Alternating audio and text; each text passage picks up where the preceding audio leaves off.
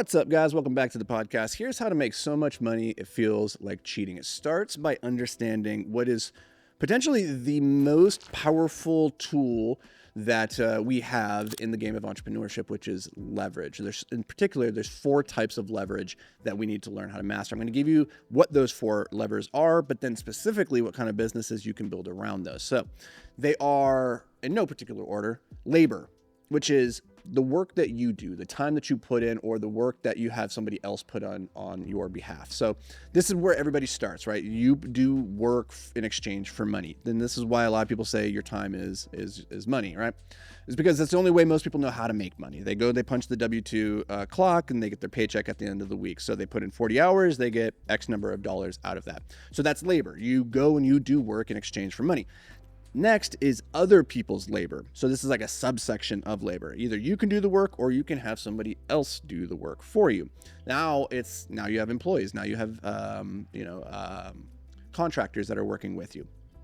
And instead of you being the one that goes out and digs the hole, plant the tree, and lay the sod, now you have a team of people going and doing that for you. And labor leverage is the form of leverage that most people are historically familiar with. And it's the one that typically has like the most glitz and glamour, the most recognition. Your family is probably most impressed when you tell them, I run a business with 100 employees, right? Like just the number of people you can mobilize and direct their efforts and energies just tends to have the most amount of prestige in society. And yet I would actually hazard that it's from a business perspective, it's the one I like the least. Like managing 100 people really sucks. It can be really hard. People are weird and people are tiring, and like, it's not all it's cracked up to be. If I could run a $100 million business with 10 people rather than 1,000 people, I would take the 10-person business all day long. So that's labor.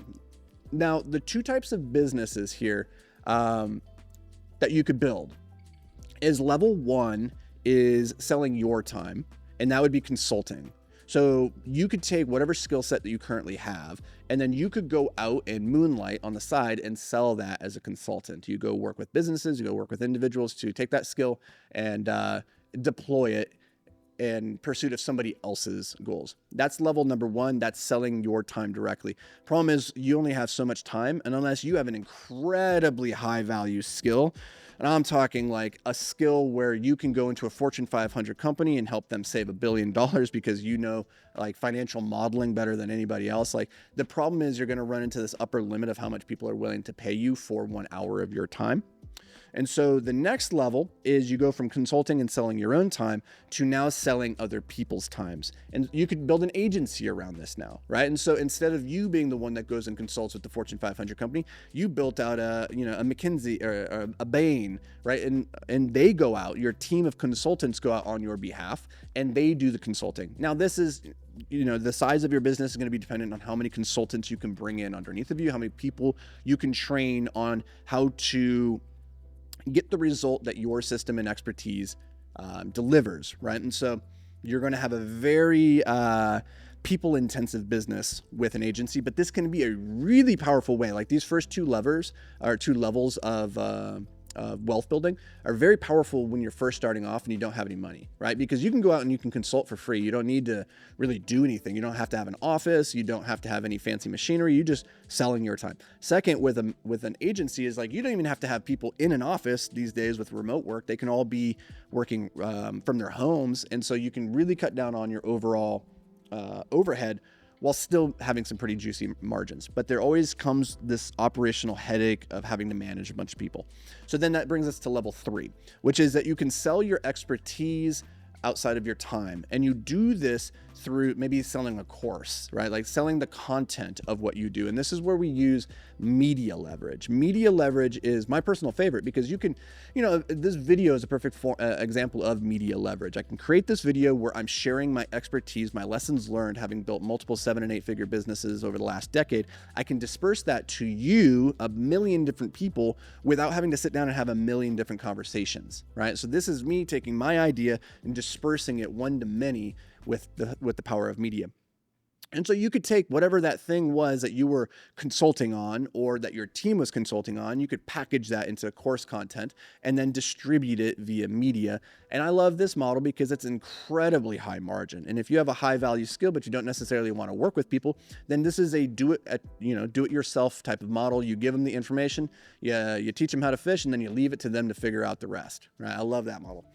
Level 4, then, if you want to go even higher on this hierarchy and you want to make a lot more money, now what you can do is you can sell your systems. You can sell the unique proprietary ways that you do the things that you do. You could package that into a software, and that is the third form of leverage, which is technology.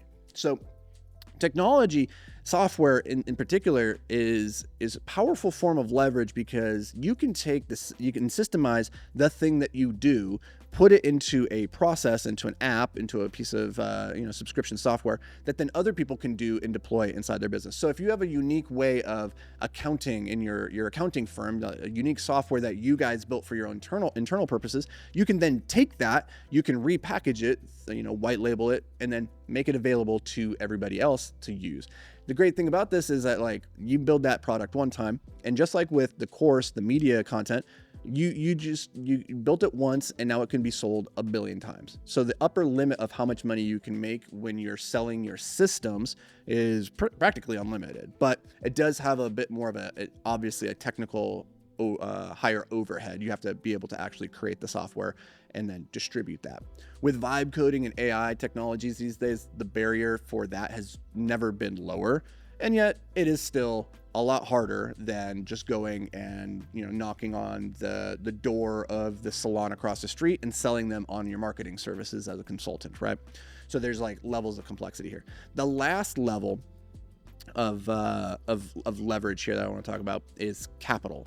So capital is the predominant way that most wealth was generated in the 20th century. So financiers, investment bankers, people that invested money into businesses, and that money then grew and made more money. So what you're selling here is you're selling money itself, right? You're selling money as the thing that is going to make them more money. And so that's investment opportunities. That could be real estate, it could be crypto opportunities, it could be stocks into your business, right? But this is effectively the word investing.